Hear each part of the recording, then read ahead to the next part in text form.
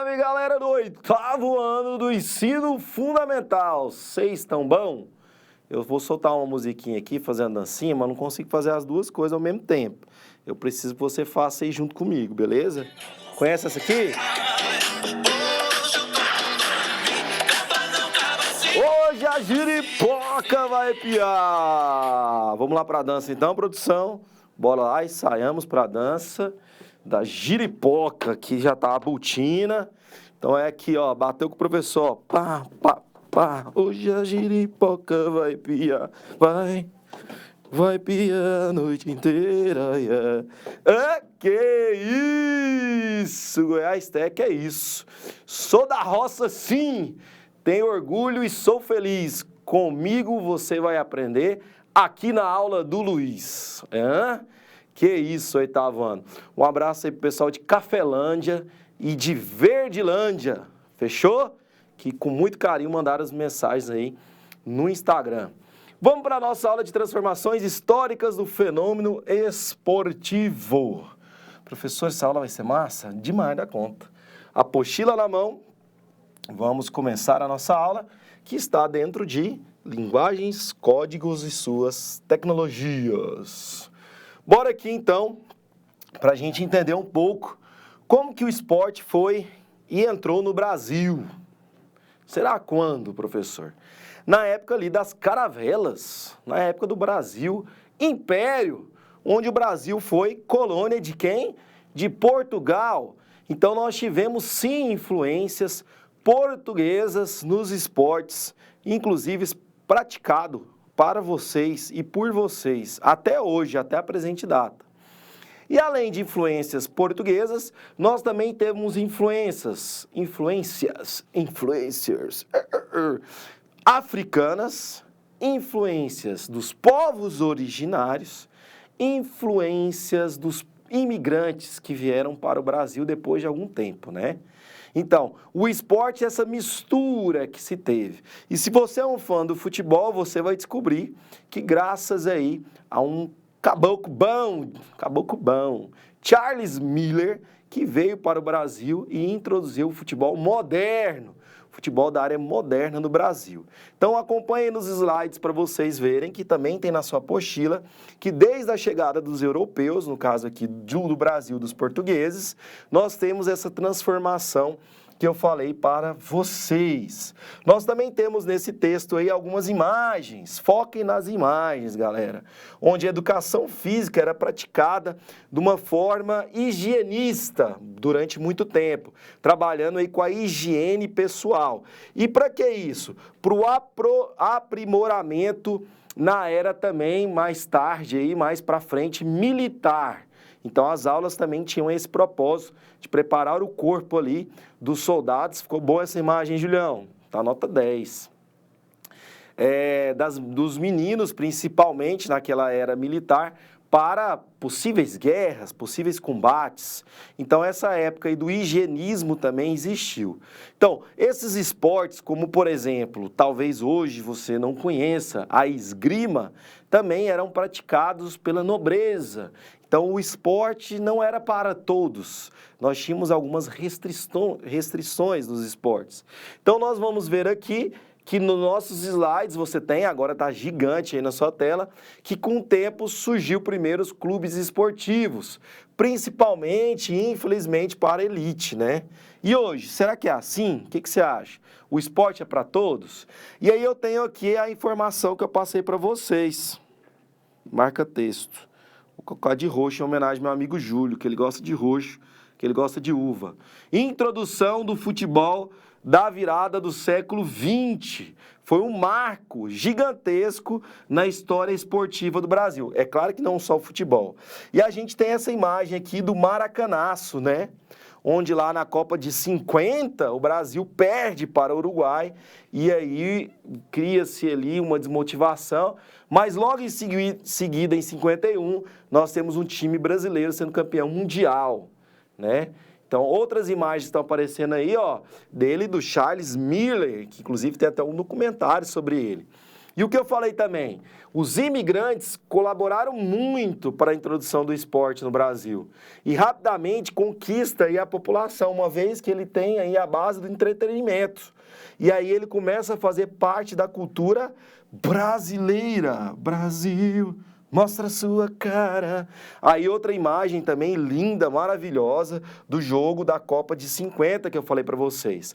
Apesar da derrota, galera, que foi lá no Maracanã, conhece o Maracanã? Maracanã, esse estádio fantástico, desperta o fervor e contribui para criar uma potência futebolística no Brasil, tá? Mesmo com a derrota. E você vai aprender com o tempo que nem tudo é só vitória, né? Mesmo com a derrota, cria-se essa paixão e hoje o futebol é uma paixão nacional. Mas será que vamos falar só sobre futebol nessa aula? Não, fica tranquilo aí. Olha a imagem depois, lá em 58, da primeira Copa do Mundo conquistada na Suécia pela seleção brasileira. Meu pai sempre conta que foi algo que marcou muito ele. Na sua família tem alguém que conta isso para você? Acho que sim, né? Então, além do futebol, nós temos algumas modalidades que são desenvolvidas e são aprimoradas com o tempo. Como, por exemplo, o caso do futevôlei, que nasce do futebol. Professor, por mais que ele nasça do futebol, ele também lembra um pouquinho do vôlei, justamente, essa mistura de esportes. Então, o Brasil, ele é um país muito criativo, então, dessa forma, nasce alguns esportes, como, por exemplo, o futevôlei. Você pratica futevôlei? Acredito que sim, hein? Alguns aí de vocês jogam. E aí, essas atividades vão refletir justamente a nossa diversidade geográfica. E aí eu tenho uma palavra importante chave aqui para você, a criatividade e adaptação para novos esportes. E aí eu tenho uma imagem mostrando o jogo de peteca, que eu reforço em todas as aulas. É um esporte originário indígena, ele surge dos indígenas, dos povos originários.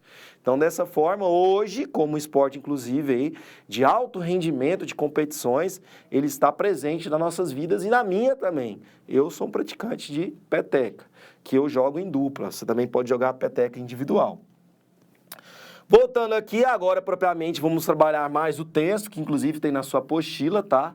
No século XXI, o Brasil continua a destacar diversas modalidades esportivas, sediando alguns eventos, como, por exemplo, anotem, Jogos Pan-Americanos, aconteceu no Brasil, a Copa das Confederações, no Brasil, e, novamente, a Copa do Mundo lá em 2014. E aí eu tenho um símbolo aqui da FIFA World Cup Brasil.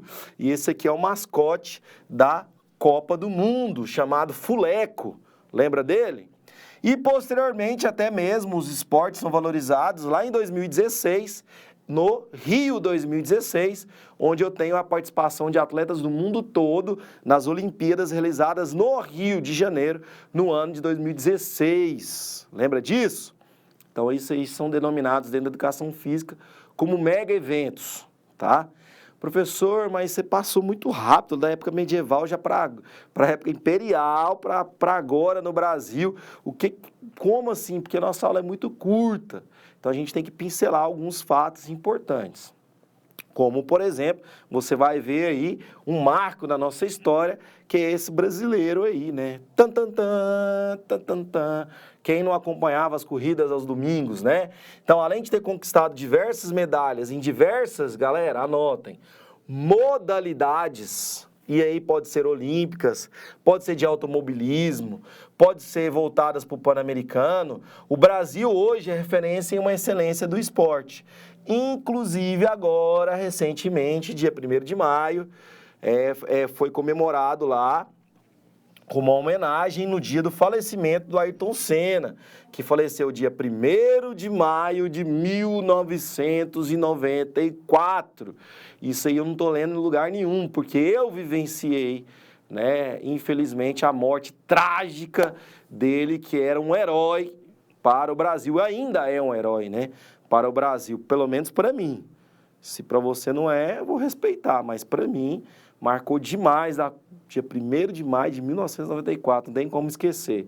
dia que ele faleceu.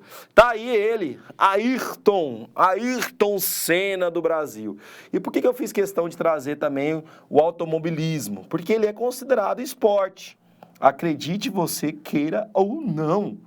E aí eu tenho aqui, ó, que ao longo do tempo os esportes encontraram espaço e cenários a nível nacional e internacional. Aí, se tratando, por exemplo, do vôlei, ganha destaque lá na década de 80 e 90, com as transmissões que acontecia nas televisões. Inclusive, sabia que aqui é o Nelson Piquet, é um automobilista, mas você sabia que as competições de vôlei foram transformadas a nível de televisão? Então, as regras do vôlei mudaram para atender demandas da televisão. Como, por exemplo, existia a vantagem no vôlei, mas para se tornar algo mais dinâmico, mais rápido, para adequar para a televisão na época, mudaram as regras desse esporte. E aí eu não poderia também esquecer do automobilismo, coloquei ali, do Nelson Piquet, né? Do Nelson Piquet, que está aparecendo aí na tela. Ele aí que também contribui ainda muito para o automobilismo brasileiro a nível internacional. Um grande abraço aí para o Nelson Piquet, que vai acompanhar nossas aulas, se Deus quiser. Anotem, o automobilismo também teve a participação destacada de pilotos brasileiros, como o Ayrton Senna e o Nelson Piquet. Notem que esse slide aqui ficou complemento do outro, tá? Então, às vezes, isso acontece mesmo. A história fascinante do esporte Brasil é uma narrativa de evolução e paixão, principalmente desse professor que aqui vos fala, que é um apaixonado em esporte. E ele desenvolve não só o corpo, o atlético, a mentalidade, mas também a identidade cultural e a alma vibrante do nosso povo brasileiro, como, por exemplo, você tem nessa imagem aí, as atletas do basquete, o basquete também, que na minha época eu acompanhei a seleção feminina aí, quebrando várias barreiras com Hortência, ó, gravem esse nome, Hortência e Magic Paula, né? Receberam até a medalha lá do Fidel Castro, né? Receberam até uma imagem aí na internet, você pode até procurar, tá? Receberam lá em Cuba, ganharam, foram campeãs em Cuba, a equipe de basquete. Essa aqui já é mais recente, tá? Essa aqui é da Copa América, ok? Outra imagem é do vôlei do Brasil, né? Vôlei esse que conquistou várias medalhas mundiais, várias Olimpíadas, inclusive um grande nome aí do vôlei, Bernardinho, né? Conhece? Que agora é coach. O Giba tá aparecendo aqui também na tela, ele que venceu até um câncer. Professor, mas você conhece de esporte, né? Claro, né, galera? Lógico, você tem que conhecer um pouquinho. Então, a análise da Copa do Mundo para cá mostra que o esporte sofreu vários processos. Eu chamo a atenção de vocês, professores presenciais, inclusive para trabalhar a ferramenta de inclusão. Porque nós temos vários estudantes aí que têm algumas deficiências, como, por exemplo, a paraplegia, a tetraplegia, são cegos, possuem síndrome de Down, têm espectro autista. Então, a educação física é para todos, inclusive a nível social também. Então, a gente tem que pensar muito ainda, tem que ser discutido dentro da inclusão nos esportes. Outra imagem maravilhosa que está aparecendo aí para vocês é quando a seleção feminina foi campeã mundial de handebol. Lá em 2013 ela foi campeã.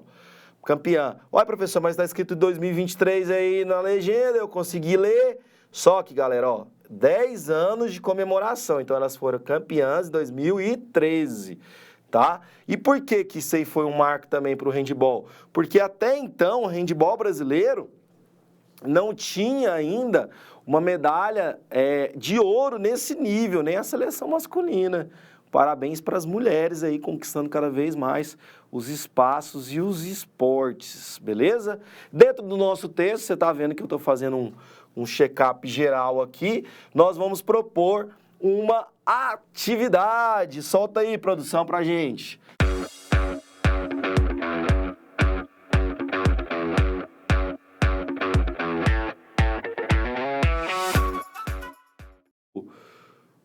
tan, tan, tan, tan, tan, tan. Senão a gente faz no improviso aqui, ó.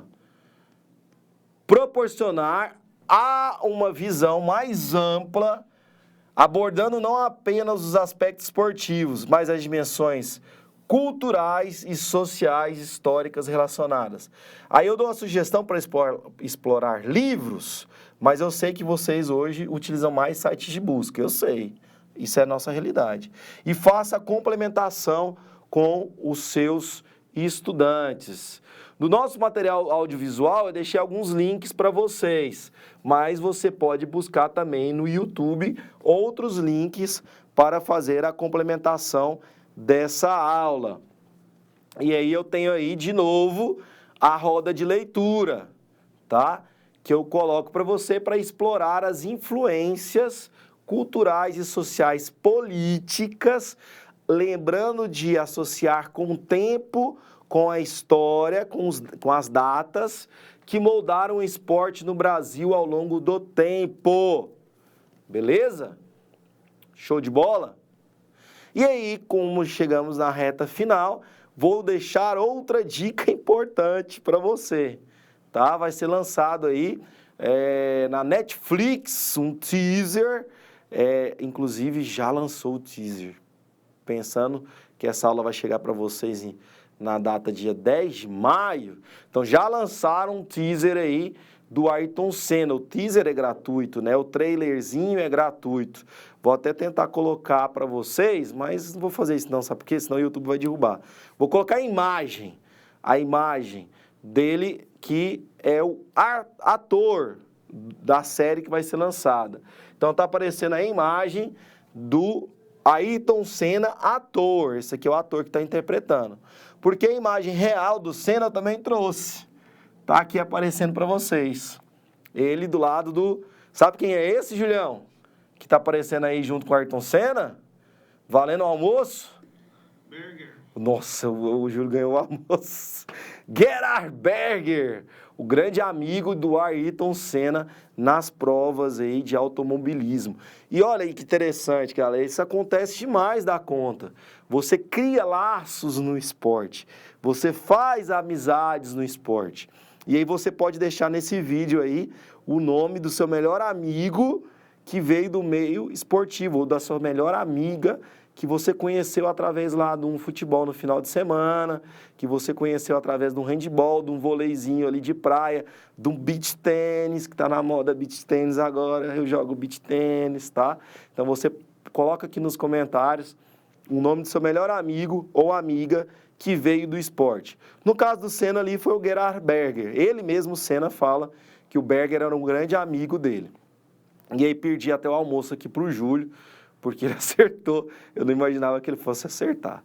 Fechou? Vou embora com o DJ Jiraya. Solta rapidão. Tu tá vendo na vinheta. Solta rapidão, professor. Vai. Quando eu chegar no forró, a poeira... Um abraço!